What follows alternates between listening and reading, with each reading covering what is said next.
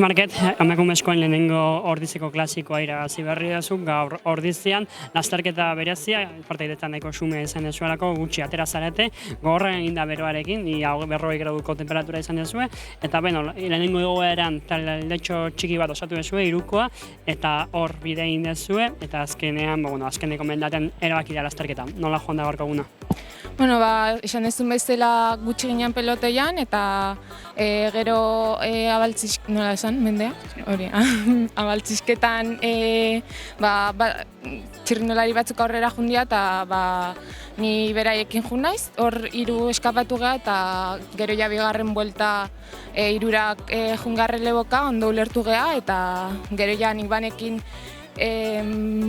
bigarren mendatea garrantzitsua izango zala ni lehenengo iristea gero lauan eta ohitutan agolako bakarrik juteko, eta azkenean lortu dut hori gora lehenengo iristea eta gero metara bakarrik iristea. Urteko azkeneko lasterketa eta taldearen lehenengo garipena zuk eman diozu, benetan demoraldi amaiera ikaragarri egin dezu eta orokorrean taldeak pauso handia eman du demoraldi honetan.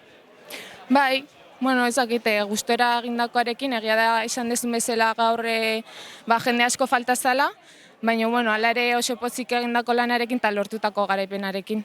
Zorionak. Eskerrik asko.